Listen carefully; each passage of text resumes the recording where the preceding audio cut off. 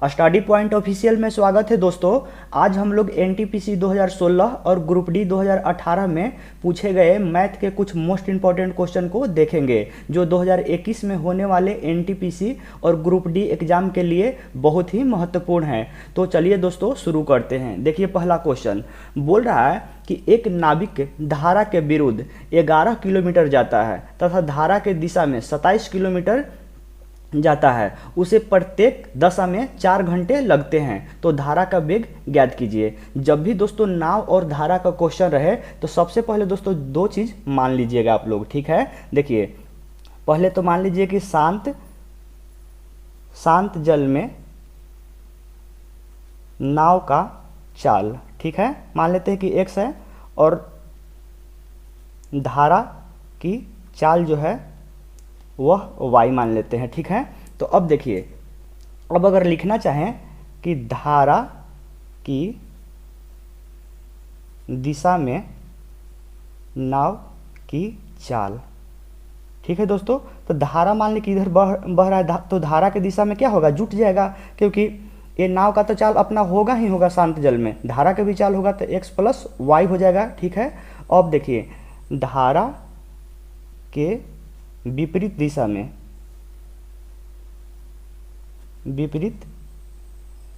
में नाव का चाल, तो क्या हो जाएगा, x माइनस वाई हो जाएगा, घट जाएगा, क्योंकि जो नाव का चाल होगा उसको रोकना चाहेगा धारा, ठीक है। तो अपना धारा जो चाल होगा वो घटा देगा, ठीक है। तो विपरीत दिशा में नाव का चाल x माइनस वाई होगा। दोस्तों कुछ लोग यहाँ पे कन्फ्यूजन रहते हैं कि इसको y माइनस एक्स क्यों नहीं लिखते हैं। तो y माइनस एक्स इसलिए नहीं लिख सकते हैं क्योंकि धारा का चाल हमेशा क्या होगा, धारा का चाल हमेशा जो होगा वो नाव के चाल से क्या होगा, आपका कम होगा, क्योंकि दोस्तों धारा का चाल कुछ ही होगा ना, और नाव का चाल जनरली नाव ज़्यादा रफ्तार से चलता है, इसीलिए नाव का चाल में से ही घटता है, ठीक है। शांत जल में नाव का चाल में से ही घटेगा धारा की चाल, तो इसमें कन्फ्यूजन नहीं होइएगा, ठीक है। अब देखिए बोल रहा है कि दोनों तरफ जो चलने में जो है वो 4 घंटे लगते हैं, ठीक है, धारा के दिशा में भी और धारा के विपरीत दिशा में भी, ठीक है। तो दोनों से हम क्या करेंगे कि इक्वेशन बना लेंगे, ठीक है। तो हम जानते हैं क्या कि चाल बराबर आपका होता है दूरी बटे आपका समय होता है। तो क्या करेंगे यहाँ से कि समय को इक्वल कर लेंगे, तो समय बराबर क्या हो जाएगा, दूरी बटे चाल। तो देख लीजिए पहले क्वेश्चन से देखिए कि ये बोल रहा है कि एक नाविक धारा के विरुद्ध 11 किलोमीटर जाता है, तो विरुद्ध देखिए ये धारा के विपरीत दिशा में ए वाला है, ठीक है, तो इससे लेके चलेंगे। तो यहाँ से क्या हो जाएगा, समय बराबर आपका दूरी बटे चाल होगा, तो दूरी दिया हुआ है 11 किलोमीटर, तो 11 बटे आप लिख देंगे क्या, 11 बटे आपका चाल हो जाएगा, ठीक है, बराबर आपका कितना समय लगता है, दोनों को 4 घंटा ही लगता है। तो देखिए ये तो विपरीत दिशा में हो गया। अब अगर धारा के दिशा में बात बोले तो धारा के दिशा में क्या है, चाल x प्लस वाई है, तो यहाँ से समय बराबर निकालना चाहेंगे तो दूरी बटे चाल हो जाएगा। तो दूरी आपका कितना दिया हुआ है, देखिए धारा के दिशा में अब दूरी दिया हुआ है आपका 27, तो 27 बट्टे लिखेंगे x minus x plus y हो जाएगा यहाँ पे, क्योंकि धारा के दिशा में लिख रहे हैं, और बराबर कितना हो जाएगा, ये भी आपका 4 घंटा ही लगता है। तो दोनों से इक्वेशन निकालेंगे तो ये कितना हो जाएगा आपका, ये हो जाएगा आपका 4x माइनस 4y बराबर 11 हो जाएगा। और यहाँ से अगर लिखना चाहेंगे तो 4x प्लस 4y बराबर 27 हो जाएगा, ठीक है। और दोनों को काटने के लिए देखिए ऐसे संतुलित कर दीजिए, इस ये हो जाएगा आपका 4x माइनस 4y बराबर 11 हो जाएगा, और 4x प्लस 4y बराबर 27 हो जाएगा, ठीक है। दोस्तों यहाँ आकर रुक जाइएगा, देखिए यहाँ पे पूछ क्या रहा है, यहाँ पे पूछ रहा है धारा का वेग ज्ञात कीजिए, ठीक है, यानी धारा का चाल। तो धारा का चाल हम y माने हैं, तो y को हम लोग नहीं काटेंगे। जनरली क्या करते हैं कि लोग यहाँ से y देखे कि सेम है काट दिए, फिर यहाँ से x निकाल के फिर मान रख रहे हैं y निकालने के लिए, जो कि लंबा प्रोसेस हो जाएगा, ठीक है। हम क्या करते हैं कि x को ही काट देते हैं, तो y मेरा यहाँ से डायरेक्ट निकल जाएगा, जो कि निकालने के लिए है, तो यहाँ से घटा दीजिए इसको, तो घटाएंगे तो सभी का चिन्ह चेंज हो जाएगा, ये कट जाएगा, ये कितना हो जाएगा आपका, ये हो जाएगा आपका -8y बराबर हो जाएगा आपका, ए घटेगा तो हो जाएगा आपका 6 हो जाएगा, ए 1 हो जाएगा, ए माइनस हो जाएगा, ठीक है, ये माइनस से माइनस कट गया, और y बराबर आपका 16 बटे 8 आएगा, यानी आपका 8 दूनी 16, 2 करेक्ट आंसर हो जाएगा, ठीक है, 2 किलोमीटर पर आवर। अब यही तो माने हैं कि धारा का चाल y माने हैं, तो y का मान मेरा 2 किलोमीटर पर आवर आ गया, ठीक है। तो दोस्तों उम्मीद करते हैं इसको बहुत अच्छे से समझ गए होंगे। चलिए अगला क्वेश्चन देखते हैं। देखिए बोल रहा है, देखिए बोल रहा है कि दो लंबवृत्तीय बेलन के आयतन बराबर है, ठीक है, तथा उसकी ऊंचाइयों का अनुपात 1:3 के रेशियो है, ठीक है। उसके आधार की त्रिज्या का अनुपात क्या होगा, ठीक है दोस्तों। तो दो तरह के बेलन दिए हुए हैं, तो लेकिन दोनों के क्या है, उनके आयतन जो है वो बराबर है, ठीक है। तो आयतन को बराबर कर लीजिए। जैसे मान लीजिए कि पहला आयतन पाई आर स्क्वायर एच हो गया, तो दूसरा को लिख दीजिए बड़ा आर और एच से डिनोट कर दीजिए। तब पाई आपका कैपिटल आर ले लिए और ए ले लिए एच आपका, ठीक है। दूसरा का ए हो गया। हमको निकालना क्या है, त्रिज्याओं का रेशियो निकालना है। तो देख लीजिए पहले तो इसको आर से आर खत्म कर दीजिए, पाई से पाई खत्म कर दीजिए, ठीक है।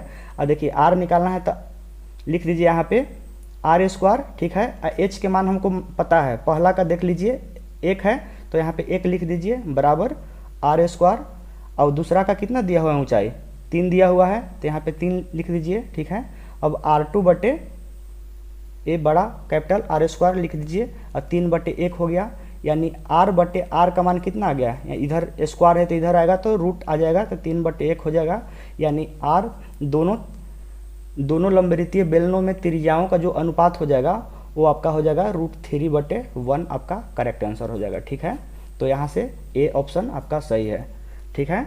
यहाँ पे दोस्तों देखिए यहाँ पे आपका 2 आया था, यहाँ पे आपका सी ऑप्शन जो है बिल्कुल आपका सही है, ठीक है। चलिए अगला क्वेश्चन देखते हैं। देखिए बोल रहा है, देखिए दोस्तों साधारण ब्याज की कितने प्रतिशत वार्षिक दर से कोई धन 15 वर्षों में 4 गुना हो जाएगा, ठीक है। सबसे पहले इसको बेसिक समझेंगे, ठीक है। उसके बाद एग्जाम में ट्रिक से इसको कैसे बनाएंगे वो समझेंगे, ठीक है। देखिए साधारण ब्याज के कितने प्रतिशत वार्षिक दर से कोई धन 15 वर्षों में 4 गुना हो जाता है। तो 4 गुना हो जाता है, तो ये मूलधन का ही 4 गुना बात बोल रहा है दोस्तों। तो मूलधन अगर हम मानते हैं कि अगर x है तो 15 वर्षों में 4 गुना हो जाता है, यानी क्या 4 गुना हो जाता है, मिश्रण आपका 4 गुना हो जाता है, ठीक है। कोई भी धन अगर कुछ वर्षों में 4 गुना चाहे 5 गुना होता है तो आपका मिश्रण ही होता है, ठीक है। तो मिश्रण आपका क्या हो जाएगा, इसका 4 गुना हो जाएगा, तो ये आपका 4x हो जाएगा। और समय कितना दिया हुआ है, समय आपका 15 वर्ष है, ठीक है। तो देख लीजिए अब साधारण ब्याज यहाँ से निकाल लीजिए, साधारण ब्याज। तो साधारण ब्याज बराबर क्या होता है, मिश्रण घटाव मूलधन होता है। तब 4x माइनस x लिखेंगे, यहाँ पे 3x आपका आ गया। अब दोस्तों देखिए निकालने के लिए क्या बोल रहा है, आपका दर पूछ रहा है। तो वार्षिक दर से मतलब कितने % वार्षिक दर से होगा, ठीक है। तो दर बराबर क्या जानते हैं, दर बराबर आपका हो जाएगा साधारण ब्याज, लिख देते हैं फॉर्मूला दोस्तों, कन्फ्यूजन नहीं हो आपका, ठीक है। साधारण ब्याज गुने 100 हो जाएगा, अब बट्टे आपका मूलधन गुने समय हो जाएगा, ठीक है। अब कुछ नहीं करना है, मान रख दीजिए साधारण ब्याज आपका 3x है, ठीक है। और ये 100 हो गया आपका, मूलधन आपका कितना हो गया, मूलधन x है, और गुने समय आपका 15 है, एक x खत्म, एक 3 × 15 हो गया। अब 5 से काट दीजिए तो ये आपका 20%, 20×100 आपका 20% दर आ गया, ठीक है। तो यहाँ से करेक्ट आंसर सी हो जाएगा, ठीक है दोस्तों। ये तो आपका मतलब विधि रूप से हुआ दोस्तों, ठीक है। ये मतलब बेसिक चीज हुआ, ठीक है। अब इसको एग्जाम में ट्रिकली कैसे बनाएंगे, तो देखिए ये कह रहा है कि 15 वर्षों में 4 गुना हो जाता है, तो जो भी नीचे रहे सबसे लास्ट में उसको ऐसे लिखेंगे। देखिए यहाँ पे ट्रिक लिख देते हैं, एग्जाम हॉल में इसको कैसे बनाएंगे। तो ये 4 में से जो भी रहे उसमें से 1 घटा देना है, अब बट्टे जितना वर्ष रहे वो लिखना है बट्टे में, अब गुने 100 लिख देना है, बस खत्म हो गया, इतना ही लिखना है। 3/5 15 हो गया ये, अब गुने 100 हो गया आपका, 3×5 15 और ये हो गया 20×100, ठीक है। 20% यहाँ से भी आ गया। ये बेसिक हो गया, आपको बेसिक से ऐसे किसी को बता सकते हैं, ये ट्रिकली है, एग्जाम हॉल में आप ऐसे बना सकते हैं। फिर से देख लीजिए, जितना भी रहे लास्ट में उसमें से 1 घटा दीजिएगा, अब बट्टे ए समय लिख दीजिएगा, उतना गुने 100 लिख दीजिएगा, आपका करेक्ट आंसर आ जाएगा। उम्मीद करते हैं दोस्तों इसको भी अच्छे से समझ गए होंगे। चलिए अगला क्वेश्चन देखते हैं। देखिए बोल रहा है कि एक वर्ग की प्रत्येक भुजा समबाहु त्रिभुज के भुजा के बराबर है, ठीक है। जैसे मान लें कि ए वर्ग है, ये आपका वर्ग है, ये आपका समबाहु त्रिभुज है, ठीक है। समबाहु त्रिभुज किसे कहते हैं, जिसका सभी भुजा यानी तीनों भुजा क्या होगा, इक्वल होगा, ठीक है। और ये दोनों का साइड क्या कह रहा है, बरोबर है। जैसे मान लें कि इसका ए है, ये वर्ग है, इसलिए सारा क्या हो जाएगा, ए हो जाएगा, ठीक है, क्योंकि वर्ग का चारों भुजा क्या होता है, बरोबर होता है, ठीक है। तो कह रहा है कि दोनों का साइड जो है यानी भुजा जो है इक्वल है, जैसे इसका ए है तो इसका भी ए ही है, ठीक है। तो इसको क्षेत्रफलों का अनुपात पूछ रहा है, तो लिख दीजिए यहाँ से वर्ग का क्षेत्रफल बटे आपका समबाहु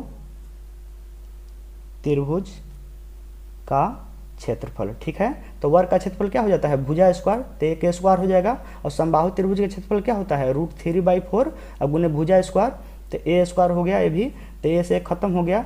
और देख लीजिए 1 बटे कितना आ गया, ए मेन बटा हो गया √3/4, तो यहाँ से करेक्ट आंसर आपका 4 बटे √3 आपका करेक्ट आंसर हो जाएगा, ठीक है।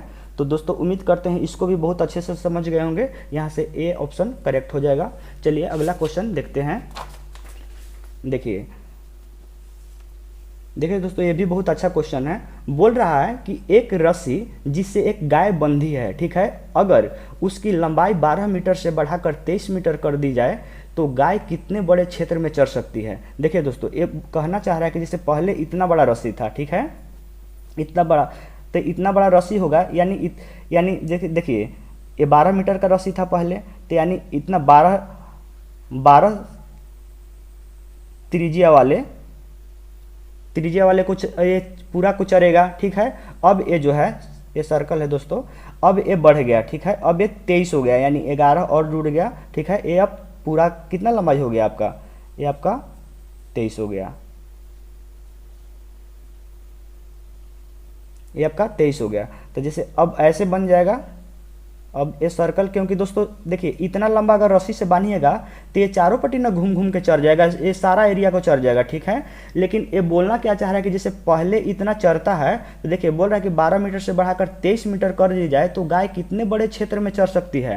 तो ये पहले वाला के दोस्तों बात नहीं कर रहा है, ऐसा नहीं कि 23 जोड़ के आर बराबर 23 लीजिएगा और निकाल लीजिएगा कि पूरा चर जाएगा, गलत हो जाएगा दोस्तों। ये वैसा नहीं बोल रहा है, ये बोलना चाह रहा है कि जैसे 12 मीटर पहले जो था और फिर 11 मीटर बढ़ा, तो ये जो 11 मीटर बढ़ा है तो ये एरिया की बात बोल रहा है, ठीक है। ये सब एरिया के बारे में बोल रहा है कि जो ये बढ़ा है ना, बढ़ा क्षेत्र, उसमें ये चरने की बात बोल रहा है कि ये कितना एरिया को चरेगा, ठीक है। तो कुछ नहीं करना है, दोनों को एरिया को घटा दीजिए। तो देखिए लिखेंगे कि अब चरने का क्षेत्र क्या हो जाएगा, देखिए ये आपका पाई हो जाएगा, बड़ा आर, पहले बड़ा आर ले लीजिए, तो बड़ा आर कितना हो जाएगा 23 हो जाएगा, 12 11 आपका 23 हो जाएगा। तो 23 के square pi R square minus छोटा स्क्वायर, अगर बड़ा में से इसको छोटा को हटा देंगे तो एरिया मेरा निकल जाएगा, और यही तो पूछ रहा है। तो देख लीजिए पाई अरे आपका 12 के स्क्वायर हो जाएगा, यानी पाई अरे 23 का स्क्वायर कितना होता है 529 होता है। दोस्तों सभी का स्क्वायर याद रखिएगा, परीक्षा में बहुत हेल्प करता है, आपका 10 सेकंड भी बचता है तो बहुत हेल्प करता है, ठीक है। तो ये पाई हो गया 144 हो गया, ठीक है। अब देखिए ये पाई हो गया आपका, घट गया 529 में से आपका 144, ठीक है। तो ये दोस्तों आपका हो गया, देखिए पाई हो गया ये, तो पाई का मान लिख दीजिए 22/7 आपका हो गया, और ये घट 529 में से 144 घटाएंगे तो आपका हो जाएगा ये आपका हो जाएगा 5 हो जाएगा, फिर ये 8 हो जाएगा, और ये आपका हो जाएगा 3 हो जाएगा, ठीक है। 385 हो गया, 7 से काट दीजिए, 7 × 5 = 35 हो जाएगा, 35 36 37 38 3 हो गया, और 7 × 5 = 35 55 हो गया, ठीक है। और 22 में 55 से गुना करेंगे तो आपका आ जाएगा आपका दोस्तों 1210 करेक्ट आंसर आ जाएगा, ठीक है। इतना क्या हो जाएगा वर्ग मीटर, ठीक है दोस्तों, यानी इसका एरिया क्या आ जाएगा आपका 1210 वर्ग मीटर में अब बढ़ा क्षेत्र चर पाएगा, ठीक है। तो उम्मीद करते हैं दोस्तों इसको भी बहुत अच्छे से समझ गए होंगे। चलिए अगला क्वेश्चन देखते हैं। देखिए दोस्तों बोल रहा है कि एक कोणीय टेंट की ऊंचाई 9 मीटर है और उसके आधार की त्रिज्या 12 मीटर है, 10 रुपये प्रति वर्ग मीटर की दर से कैनवास लगाने में कुल खर्च क्या होगा।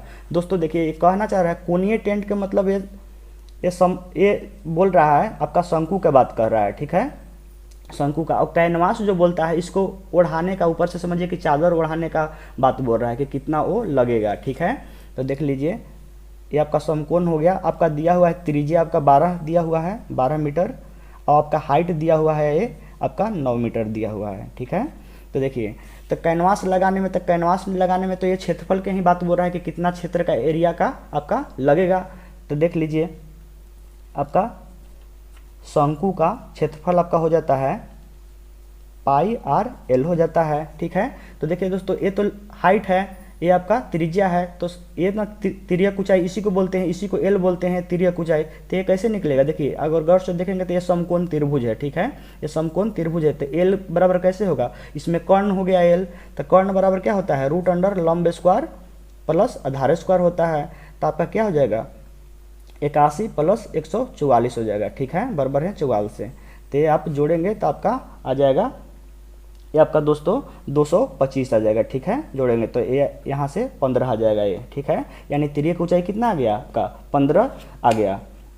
15 आपका मीटर है तो मीटर में लिख दीजिए, इतना मीटर आ गया दोस्तों। अब देखिए, अब कुछ नहीं करना है, मान रख दीजिए, क्षेत्रफल बराबर पाई आर एल लिखे हैं ना, तो पाई आर एल का मान रख दीजिए। पाई का मान हो गया 22/7 गुने आर हो गया आपका कितना 12 हो गया, और आपका तिर्यक ऊंचाई निकाले हैं 15, तो 15 इतना क्या हो गया आपका, इतना मीटर स्क्वायर। लेकिन आंसर इतना पे ही समाप्त नहीं होता है दोस्तों, ये बोल रहा है कि 10 रुपये प्रति वर्ग मीटर की दर से कैनवास लगाने का कुल खर्चा पूछ रहा है, ठीक है। तो देख लीजिए, तो ऐसे इसको लिख दीजिए कि चूँकि 1 मीटर कैनवास लगाने का खर्च 10 रुपया है, ठीक है। 1 मीटर कैनवास लगाने का खर्च 10 रुपया है, इसलिए हमको लगाना कितना है 22/7 और गुने 15 गुने 12 करेंगे तो आपका 180 आ जाएगा, ठीक है। इतना मीटर लगाने का खर्च पूछ रहा है तो 10 गुने 22/7 गुने 180 हो जाएगा, ठीक है। तो ये आपका आप गुना करेंगे 22 में आप 18 से गुना करेंगे तो आपका आ जाएगा ये दोस्तों 396 आ जाएगा, ठीक है। 22 में 18 से गुना करेंगे 396 आ जाएगा और 00/7, ठीक है। और इसमें दोस्तों भाग अगर देंगे तो आपका आ जाएगा, ये आ जाएगा 7×5 = 35 हो गया, आए 7×6 = 42 हो जाएगा, 7×5 = 35 और 7 से 49 आपका हो जाएगा। और इतना पॉइंट पूछा रहा है, देख लीजिए दोस्तों, इतना का एक्सप्रोक्स में कौन सा आंसर दिया हुआ है 56.57। तो देख लीजिए यहाँ पे 56.57 से जस्ट थोड़ा ज़्यादा है, तो ये आपका डी यहाँ से करेक्ट आंसर हो जाएगा, ठीक है। तो उम्मीद करते हैं दोस्तों इसको भी आप अच्छे से समझ गए हैं, क्योंकि केवल इसमें फार्मूला को ही मेन यूज किया गया है, ठीक है। तो ये आसानी से आप लोग समझ रहे होंगे। चलिए दोस्तों अगला क्वेश्चन देखते हैं। देखिए अगला क्वेश्चन बहुत ही आसान है, केवल कॉन्सेप्ट आपका क्लियर है ज्यामिति का, तो वो 1 सेकंड से 2 सेकंड में बन जाएगा। देखिए, निम्नलिखित आकृतियों में दिया गया कौन सा कथन सही है। देखिए बोल रहा है कि कौन सी कौन डी से छोटा है, कौन सी कौन डी से बड़ा है, कौन सी कौन डी के बराबर है, इनमें से कोई नहीं। देखिए समझते हैं इसको। थ्योरी जानते हैं दोस्तों कि एक ही चाप द्वारा परिधि पर जितने भी कोण बनते हैं वो सभी समान लंबाई के होते हैं। देखिए जैसे इतना परिधि इतना चाप हुआ ना, तो एक ही चाप द्वारा जैसे इधर भी बनेगा ना, तो ये भी कोण क्या होगा आपका समान ही होगा। अगर इधर भी जितने भी दोस्तों बनेगा यहाँ से ये चाप द्वारा, ठीक है, एक ही चाप द्वारा परिधि पर जितना भी कोण बनेगा ये सारा का जो वैल्यू आएगा वो इक्वल आएगा, ठीक है। इसका यही थ्योरम होता है दोस्तों, ये बहुत अच्छा थ्योरम है, इस पर प्रश्न आते ही रहते हैं, ठीक है। तो क्या होगा दोस्तों, कौन सी जो होगा कौन डी के बराबर हो जाएगा, क्योंकि हम लोग जानते हैं कि एक ही चाप द्वारा जितने भी परिधि पे कोण बनते हैं वो सभी आपस में क्या होते हैं बराबर होते हैं। तो आपका सी आंसर यहाँ से करेक्ट हो जाएगा, ठीक है। तो उम्मीद करते हैं इसको भी बहुत अच्छे से समझ गए होंगे। चलिए अगला क्वेश्चन देखते हैं। देखिए दोस्तों ये बोल रहा है, देखिए 9x³ 3x² - 5x + 7 को अगर 3x - 1 से भाग दिया जाए तो शेष क्या होगा। दोस्तों जब भी इतना से भाग दे तो शेष क्या होगा ऐसे रहे तो सबसे पहले इसका इक्वल 0 लिख दीजिएगा और यहाँ से x का मान निकाल लीजिएगा। तो x बराबर कितना हो गया आपका 1/3 हो गया। अब इसका मान इसमें पुट कर दीजिए, आपका जो शेषफल होगा वो आ जाएगा, ठीक है। तो रख दीजिए मान यहाँ पे, ये 9 हो गया। अब आपका कितना हो जाएगा 1/3 रखेंगे तो 1 आपका ये 27 हो जाएगा, प्लस 3 गुने 1 आपका 9 हो जाएगा, माइनस 5 गुने 1/3 हो जाएगा और प्लस आपका 7 हो जाएगा, ठीक है। अब काट दीजिए, 9 × 27 1 क्या हो जाएगा ये 3 हो जाएगा, ये भी 1/3 हो जाएगा। ये कितना हो जाएगा आपका -5/3 हो जाएगा, ये आपका 7 हो जाएगा, ठीक है। ये तीनों का एलसीएम ले लीजिए तो 3 हो गया, तो ये हो जाएगा 1 + 1 -5 और प्लस 7 हो जाएगा। तो देखिए यहाँ से ये 2 - 5/3 है तो यहाँ से 3/3 आ गया, यानी -a1 आ जाएगा, ठीक है, अब +7 आ जाएगा, यानी करेक्ट आंसर जो आ जाएगा आपका वो 6 आ जाएगा दोस्तों, ठीक है। तो उम्मीद करते हैं दोस्तों इसको भी बहुत अच्छे से समझ गए होंगे, ठीक है, और इसको माइंड में अच्छे से सेट कर लीजिएगा, ठीक है, क्योंकि ऐसे क्वेश्चन अक्सर सभी एग्जाम में देखने को मिलता है, ठीक है। चलिए अगला क्वेश्चन देखते हैं। देखिए बोल रहा है, देखिए दोस्तों बोल रहा है कि एक घन का संपूर्ण पृष्ठ 600 वर्ग सेंटीमीटर है, इसके विकर्ण की लंबाई कितनी है, ठीक है। तो विकर्ण का लंबाई पूछ रहा है, तो सबसे पहले संपूर्ण पृष्ठ जान लीजिए कि घन जो होता है, देखिए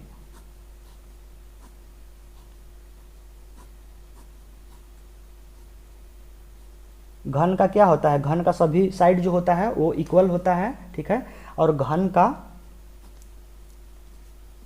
का संपूर्ण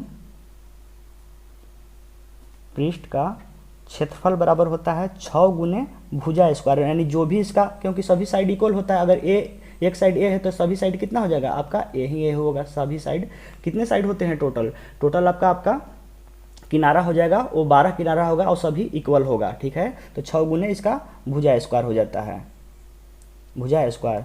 तो संपूर्ण पृष्ठ का मान रख दीजिए, यहाँ से साइड निकल जाएगा, 600 हो गया ये आपका, और 6 गुने आपका भुजा स्क्वायर हो जाएगा। तो 6 से कट गया यहाँ पे आपका 100 बार में, तो भुजा यहाँ से कितना आ गया, भुजा आपका यहाँ से 10 आ गया। अब भुजा आ गया तो आप विकर्ण जानते होंगे, घन का विकर्ण जो होता है वो क्या होता है, √3 गुने भुजा होता है, ठीक है, √3 गुने भुजा होता है। तो √3, अब भुजा हमको 10 आ गया है तो कितना हो जाएगा 10√3, तो 10√3 आपका करेक्ट आंसर हो गया दोस्तों। उम्मीद करते हैं इसको भी बहुत अच्छे से समझ गए होंगे, ठीक है। चलिए अगला क्वेश्चन देखते हैं। देखिए दोस्तों ये बहुत अच्छा क्वेश्चन है रेकनिंग वाला, तो इसको बताने के लिए 2 तरीका बताएंगे दोस्तों, ठीक है, दोनों तरीका बहुत अच्छे हैं, तो इसको समझिएगा। देखिए सबसे पहले क्या कीजिएगा कि कन्फ्यूजन ना हो इसलिए इसको 4 बार या 3 बार इसको रिपीट कर दिया। जैसे रेकरिंग का मतलब क्या होता है, यही पूरा पुनः रिपीट हो रहा है, तो इसको ऐसे लिख दीजिए, लिख सकते हैं 68 68 68 68 ऐसे लिख सकते हैं। इसको लिख लीजिए फिर रिपीट करके कि कितना हो गया 79 हो गया, ये भी 79 79 और 79, ठीक है। अब इसको घटा दीजिए, ठीक है। अब 18 में से 9 गया, ए तो 9 हो गया। अब देखिए ए बच गया कितना, ए 5 बच गया, तो 8 7 15, ए 8 आ गया, ए 7 हो गया, तो आपका 17 में से आपका 9 गया, तो 9 8 17, ये भी 8 आ जाएगा, ये भी 8 आ जाएगा, ये सारा 8 ही 8 आ जाएगा, ठीक है। अब पॉइंट, अब देखिए इधर जैसे ए तो 15 था, तो इधर से एक हासिल पैंचा दिया होगा, तभी तो ये 15 में से 7 गया तो ये 8 आया, तो इधर तो कुछ नहीं बचा, इधर खत्म कहानी। तो देख रहे हो कि 88 जो है ये रिपीट कर रहा है दोस्तों, ये रेकरिंग है इसलिए ये इतना ही पर नहीं रुकेगा, ये बढ़ते जाएगा। तो 88 अनंत तक ना आते रहेगा, क्योंकि ये अनंत तक इसका रेकरिंग का मतलब यही होगा कि 45 इन्फिनिटी तक जा रहा है, ठीक है। तो यहाँ से क्या लिख सकते हैं 0.88 के पावर आप रेकरिंग लिख सकते हैं, ठीक है। देख लीजिएगा सी ऑप्शन यहाँ से करेक्ट आपका हो जाएगा। दूसरा विधि देख लीजिए, फर्स्ट ऐसे ही बनाइएगा, और दोस्तों एक और विधि देख लीजिए, जैसे इसको ऐसे भी लिख सकते हैं, ये जी लिखा हुआ है 3 + 68 को ऐसे लिखते हैं, 68 के पावर रेकरिंग को 68 बटे आप 99 लिखेंगे, -2 + 79 के रेकरिंग को क्या लिखेंगे 79 बटे 99 लिखेंगे, ठीक है। एक चीज़ समझ लीजिए, जैसे देखिए 79 को जब ऐसे लिखे 79 बटे 99, तो 79 बटे 99 भी कहीं आएगा, तो इसको 79 के बाद रेकरिंग लिख सकते हैं, क्योंकि दोनों तो आपस में इक्वल नहीं हुआ, क्योंकि इसी को ऐसे लिखेंगे। अब देखिए ये 3 + 68 बटे 99 हो गया आपका, ये -2 हो गया + 79 बटे 99 हो गया, ठीक है। इसको घटा लेंगे तो 1 हो गया।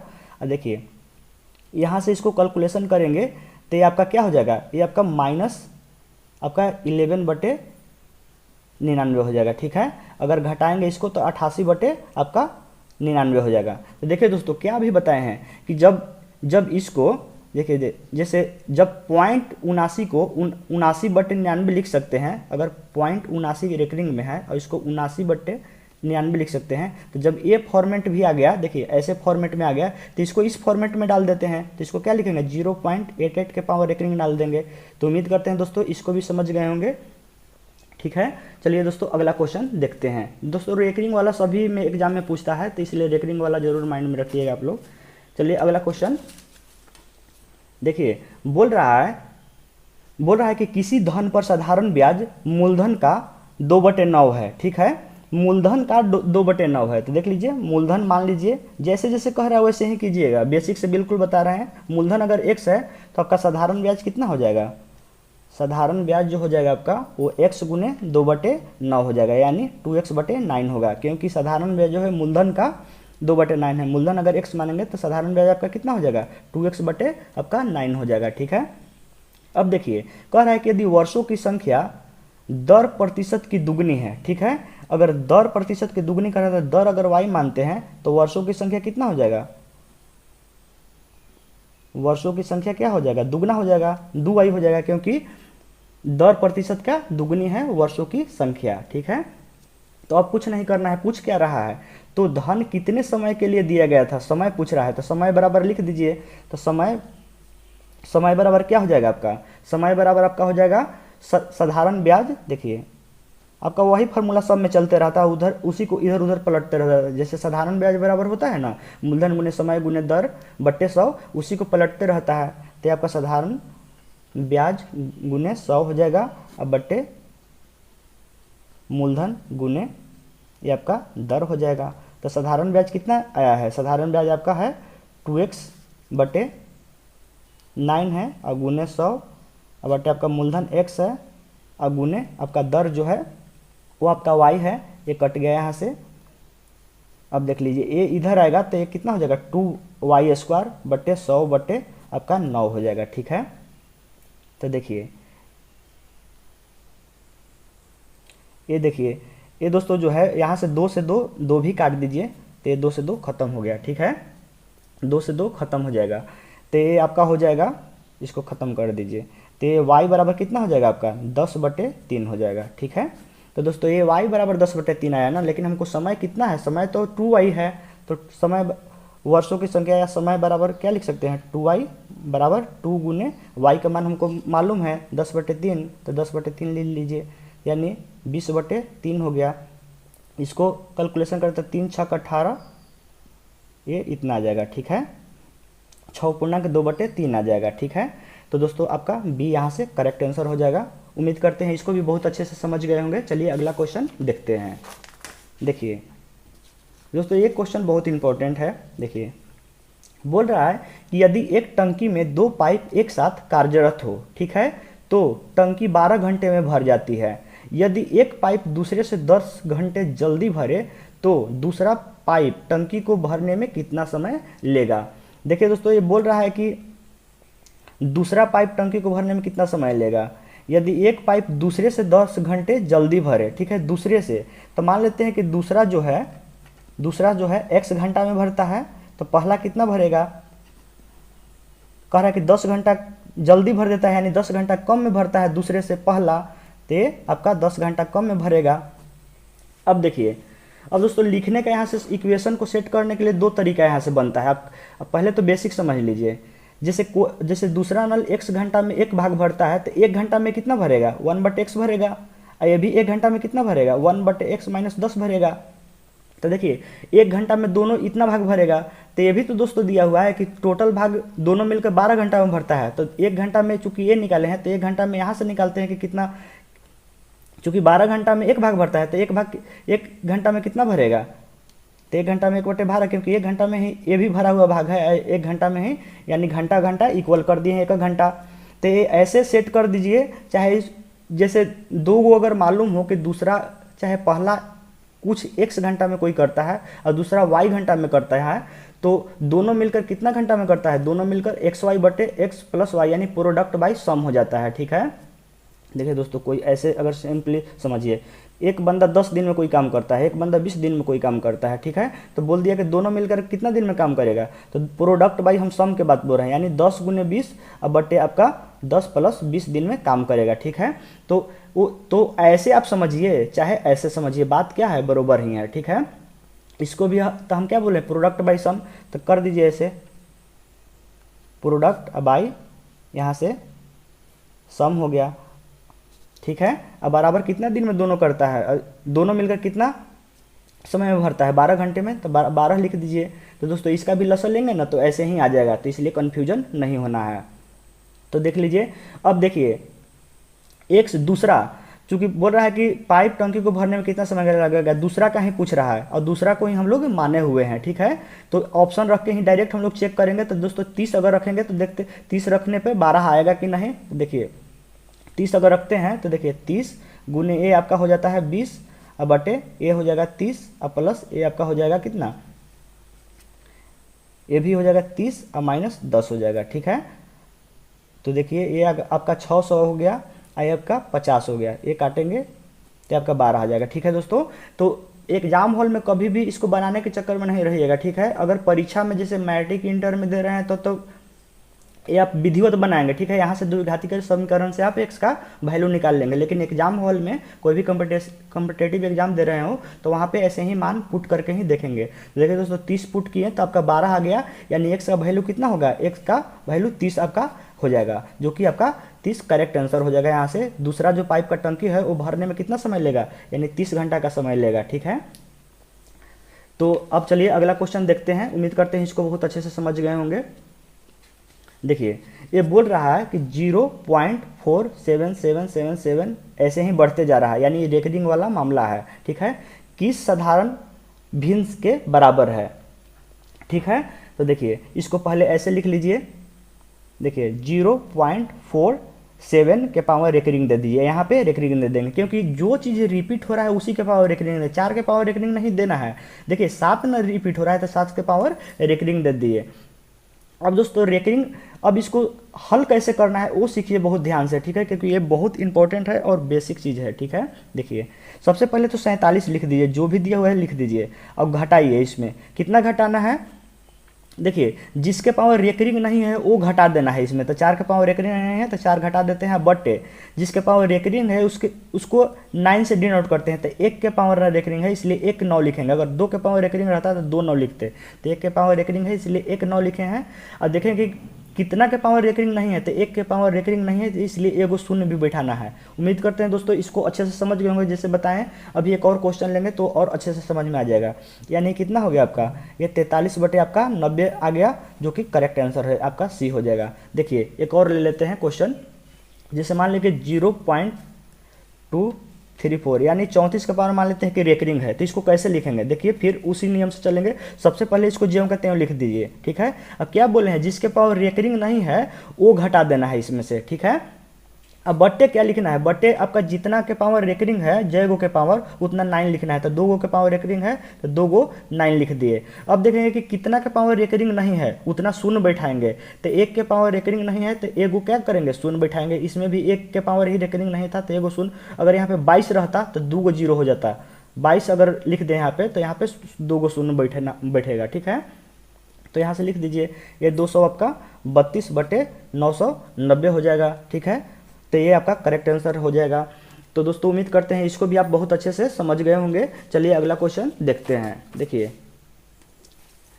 दोस्तों बोल रहा है, देखिए दोस्तों ये भी बहुत अच्छा क्वेश्चन है। ए बी और सी डी एक वृत्त जिसका सेंटर ओ है, त्रिज्या आर है, के व्यास है। देखिए सर्कल एक बना लीजिए,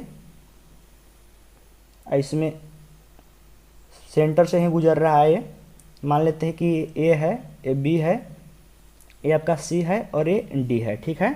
बोल रहा है कि यदि कोण ओ बी डी, देखिए ओ सर्कल को डिनोट किया है केंद्र को ओ से, ओ बी डी, तो ओ बी डी यानी ये कोण बोल रहा है, ये कोण आपका क्या बोल रहा है 50 डिग्री है, ठीक है, 50 डिग्री है। तो तब कोण ए ओ सी कितना होगा, ए ओ सी यानी ये कोण का मान पूछ रहा है कि कितना होगा। देखिए दोस्तों थोड़ा बेसिक चीज़ है, ये तो सिंपल नहीं है। देखिए ये जो है ये साइड ये तो इक्वल हो जाएगा ना दोस्तों, क्योंकि ये रेडियस है, ये सर्कल में रेडियस है, दोनों इक्वल हो जाएगा। और हम जानते हैं कि समान भुजा के समूह कोण क्या होता है, बराबर होता है, ठीक है। तो इसके सामने वाला एक कोण और इसके सामने वाला एक कोण, ये दोनों आपस में क्या होगा, बराबर होगा। तो जनरली ये भी समझते होंगे कि समद्विबाहु त्रिभुज के आधार पर के कोण क्या होता है, बराबर होता है। लेकिन जनरली बेसिक यही होता है, क्योंकि दोनों भुजा समान होता है और समान भुजा के सम्मुख कोण क्या होता है आपका, बराबर होता है। तो ये 50, तो ये भी आपका क्या हो जाएगा 50। तो देख लीजिए, तो त्रिभुज इसमें चल लीजिए। जैसे मान लीजिए कि ओ बी डी त्रिभुज में देख लीजिए, तो तीनों कोणों का जो कितना होता है 180 डिग्री होता है। तो दो कोण का जो है 100, इसलिए तीसरा कोण कितना हो जाएगा आपका 80 हो जाएगा। अब देख लीजिए, कोई भी लाइन अगर काटता है तो उसका समूह कोण कितना होता है, हमेशा बराबर होता है, जितना ई होगा उतना ही ई होगा, जितना ई होगा उतना ही ई होगा। तो अगर ए 80 है तो ये भी आपका कितना हो जाएगा, 80 हो जाएगा, ठीक है। यानी कोण ओ बी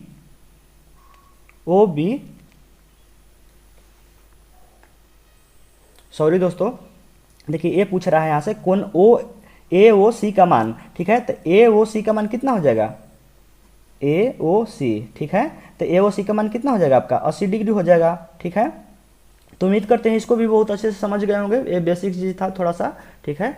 आपका समूह कोण हमेशा बराबर होता है, ए 80 होगा तो ये भी आपका कितना हो जाएगा 80 हो जाएगा, तो ए ओ सी आपका 80 डिग्री हो जाएगा, ठीक है। उम्मीद करते हैं समझ गए होंगे। चलिए अगला क्वेश्चन देखते हैं। देखिए बाइनरी प्रणाली में देख लीजिए कैसे जुड़ता है ऐसे थोड़ा। देखिए 11 में हमको एक जोड़ना है, तो याद रखिएगा बाइनरी, सबसे पहले तो बाइनरी जो होता है वो हमेशा 0 और 1 से ही के ही फॉर्मेट में सभी लिखा जाता है। जितने भी कंप्यूटर जो समझता है वो 0 1 को ही फॉर्मेट को समझता है। जितना भी बड़ा बड़ा प्रोग्राम रहता है वो हम लोग भले देखते हैं लिखा हुआ, लेकिन सबको वो 0 1 में कन्वर्ट करके ही समझता है, ठीक है। तो देखिए 0 और 1, देखिए 1 और 1 को जोड़ते हैं इसमें बाइनरी सिस्टम में, तो आपका 1 1 10 होता है, 10 हो जाता है, ठीक है। तो इसको देखिए अब कैसे जोड़ेंगे, एक का एक कितना हो गया आपका 10 हो गया, ठीक है। और एक हासिल बच गया, ठीक है। तो एक और हासिल एक हो गया, तो आपका ये 10 हो गया, तो आपका 100 हो जाएगा। दोस्तों इसको उम्मीद करते हैं बहुत अच्छे से समझ गए होंगे। फिर से एक बार देख लीजिए, एक एक 10 के शून्य हो गया, हाथ में एक रहा, और एक ये हो गया, एक हासिल आपका 10 हो गया, तो 100 इसका हो जाएगा करेक्ट आंसर। उम्मीद करते हैं इसको बहुत अच्छे से समझ गए होंगे, ठीक है। एक एक 10 होता है, ये भी आप लोग माइंड में याद रखिएगा, ठीक है। चलिए अगला क्वेश्चन देखते हैं। देखिए बोल रहा है कि यदि 2a बराबर 3b बराबर 4c तब a अनुपात b अनुपात c बराबर होगा, ठीक है। जब भी दोस्तों ऐसे क्वेश्चन दे, सबसे पहले इसको ऐसे लिख लीजिए 2a 3b 4c, ठीक है। इसका लॉसा ले लीजिएगा, ठीक है, इसका लॉसा ले लीजिएगा। तो लॉसा कितना हो जाएगा आपका, लॉसा आपका 12 हो जाएगा, और 12 से भागा दीजिए, तीनों में 12 से भागा दे दीजिए, तो क्या हो जाएगा ए बटे आपका 6 हो जाएगा, ए आपका बी बटे 3 चौका 12 हो जाएगा, ए आपका सी बटे कितना हो जाएगा 4 तियारी 12 हो जाएगा, ठीक है। और दोस्तों ए बी सी का रेशियो जो होगा इसी के अनुपात में अब होगा, ए का रेशियो 6 होगा, बी 4 होगा, सी 3 होगा, ठीक है। तो आप कन्फ्यूजन नहीं होइएगा, ए अनुपात बी अनुपात सी बराबर 6 अनुपात 4 अनुपात 3 हो जाएगा, ठीक है। तो आपका ये करेक्ट आंसर हो जाएगा, ठीक है दोस्तों। इसी के रेशियो में ए हो जाता है, तो इसलिए कन्फ्यूजन नहीं होइएगा। दूसरा मेथड से बनाइएगा तो आपको लंबा पड़ जाएगा, जो एग्जाम हॉल में काफ़ी समय ले सकता है, ठीक है। चलिए अगला क्वेश्चन देखिए, बोल रहा है कि 100 तक की सभी विषम संख्याओं का औसत क्या है। तो दोस्तों विषम संख्या किसे कहते हैं, जो जिसमें 2 से भाग नहीं लगता है, ठीक है, 2 से भाग नहीं लगता है। तो देख लीजिए 1 से 100 तक विषम संख्या, 1 हो गया पहला, फिर 3 हो गया, फिर 5 हो गया, फिर 7 हो गया, फिर 9 हो गया। ऐसे ही करते करते 100 से पहले कितना हो जाएगा आपका 99 तक विषम संख्या जाएगा। तो दोस्तों ऐसे भी इसको समझ सकते हैं कि 100 तक जाने में क्या हो जाएगा आपका 50 गो इसमें विषम संख्या होगा, और 50 गो क्या हो जाएगा आपका सम संख्या होगा, ठीक है। दूसरा रहता दोस्तों और बहुत ज़्यादा, तो उसको हम लोग निकाल भी सकते थे, ठीक है। आपका TN के फार्मूला से लगा के निकाल लेते APGP वाला से कि कई गो टर्म है, ठीक है। तो यहाँ से तो ऐसे ही पता चल रहा है कि 100 गो है तो उसमें 50 को विषम हो जाएगा, 50 को सम, इसलिए निकालने का इसको जरूरत नहीं है। दोस्तों औसत पूछ रहा है, इसलिए सभी का पहले हमको जोड़ चाहिए। तो जोड़ का फॉर्मूला देख लीजिए, आपका AP में पढ़े होंगे n/2 into 2a plus n-1 into d। दोस्तों समझा देते हैं क्या क्या होता है। n जो होता है, जहाँ n जो होता है कितना टर्म है, एक कई गो टर्म है टोटल, ठीक है। a जो होता है ये प्रारंभिक टर्म होता है, प्रथम टर्म की प्रथम टर्म आखिर क्या है, ये इसको ही बोलते हैं। n जो होता है n अभी बताएं कि कितना संख्या है ये नंबर का, और d जो होता है कॉमन डिफरेंट होता है, दोनों के बीच अंतर कितना होता है। देखिए AP का थोड़ा जल्द में समझा देते हैं। AP उसे कहते हैं ना कि हर एक 2 लगातार संख्याओं में से घटाएंगे ना तो सेम ही हमको आएगा। जैसे देखिए इसमें भी 3 में से घटाएंगे 2 ही आएगा, 5 में से 3 घटाएगा 2 ही आएगा, 7 में से 5 घटाएगा 2 ही आएगा। अगर ऐसे ही सेम आए घटाने पे तो समझेंगे कि AP में है, अर्थमेटिक प्रोग्रेशन बोलते हैं दोस्तों इंग्लिश में, आपका हिंदी में समानांतर श्रेणी बोलते हैं, ठीक है। तो देख लीजिए इसको मान रख लीजिए 50/a आपका 2 हो जाएगा, और आपका 2 गुने ए का मान 1 हो जाएगा, और प्लस एन कितना हो जाएगा 50 माइनस 1 हो जाएगा, डी कॉमन डिफरेंट आपका 2 हो जाएगा, यहाँ से आप ये हो जाएगा 25, और ये 2 प्लस 49 दूनी ये 98 हो जाएगा आपका 25, और गुने ए आपका 100 हो जाएगा, ये आपका 2500 हो जाएगा। और दोस्तों देख लीजिए, अब जोड़ अगर 2500 आ गया तो कितना संख्या टोटल है, टोटल आपका 50 संख्या से है, तो 50 से भागा दे देने तो आपका क्या आ जाएगा, आपका औसत निकल जाएगा, क्योंकि औसत बराबर क्या होता है आपका कुल जोग। देखिए औसत बराबर आपका होता है कुल जोग बटे कुल संख्या। दोस्तों जनरली औसत और जो आपका माध्य होता है वो दोनों सेम ही होता है, ठीक है। माध्य में भी होता है कुल जोड़ बटे कुल संख्या लिखते हैं, और औसत भी जो होता है कुल जोड़ बटे कुल संख्या को ही बोलते हैं, तो इसमें कन्फ्यूजन नहीं होइएगा, ठीक है। ये देख लीजिए 25 दूनी 50 हो गया, 2 से काट दीजिए इसको तो 50 हो गया, तो आपका करेक्ट जो आंसर होगा आपका 50 हो जाएगा, ठीक है दोस्तों। तो 100 तक की सभी विषम संख्याओं का औसत जो हो जाएगा वो आपका 50 होगा, यहाँ से 50 आपका करेक्ट आंसर हो जाएगा। दोस्तों यहाँ पे जो आंसर होगा आपका देख लीजिए ये वाला आंसर हो जाएगा, ठीक है। चलिए अगला क्वेश्चन देखते हैं। देखिए बोल रहा है, देखिए दोस्तों ये भी क्वेश्चन बहुत रिपीट करता है, एक दुकानदार 20 पेंसिल 10 रुपया में खरीद कर 10 पेंसिल 20 रुपया के दर से बेचता है, तो अर्जित प्रतिशत लाभ क्या होगा। देखिए जब भी क्वेश्चन ऐसा रहे कि कुछ पेंसिल इतना रुपया में, मतलब इतना पेंसिल खरीद कर इतना रुपया में खरीदता है और 10 पेंसिल इतना रुपया में बेचता है, तो सबसे पहले क्या कीजिएगा, इसको लाभ पूछे अगर या हानि पूछे तो एक पेंसिल का पहले क्रय मूल्य और एक पेंसिल का विक्रय मूल्य निकाल लीजिएगा। सबसे ऐसे क्वेश्चन में ऐसे ही बनाइएगा, सबसे जल्दी बनाने का तरीका है। देखिए 20 पेंसिल 10 रुपया में खरीदता है, तो देख लीजिए एक पेंसिल जो होगा, एक आपका पेंसिल का क्रय मूल्य कितना हो जाएगा आपका 10, चूंकि देखिए 20 पेंसिल का क्रय मूल्य है आपका 10 रुपया, तो एक पेंसिल का आपका 10 बटे 20 हो जाएगा, ठीक है, यानी 1 बटे 2 रुपया हो जाएगा।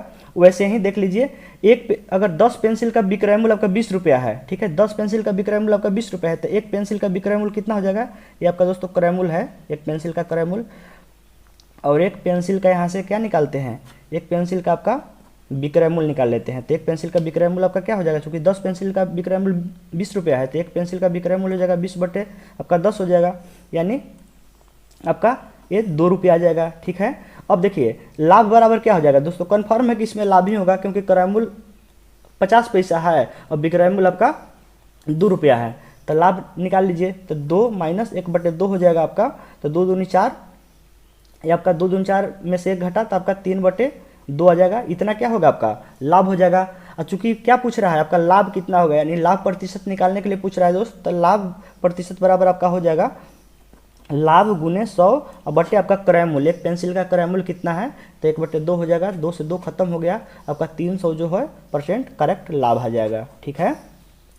ये सी आपका करेक्ट आंसर होगा। तो उम्मीद करते हैं दोस्त इसको भी बहुत अच्छे से समझ गए होंगे आप लोग। तो दोस्तों आज के लिए बस इतना ही। वीडियो देखकर दोस्तों जरूर आप लोग कमेंट बॉक्स में कमेंट कीजिएगा कि आपको वीडियो कैसा लगा हो। अगर वीडियो अच्छा लगा हो तो लाइक कमेंट और सब्सक्राइब जरूर कर दीजिएगा। और वीडियो देखने के लिए आपको बहुत बहुत धन्यवाद दोस्तों।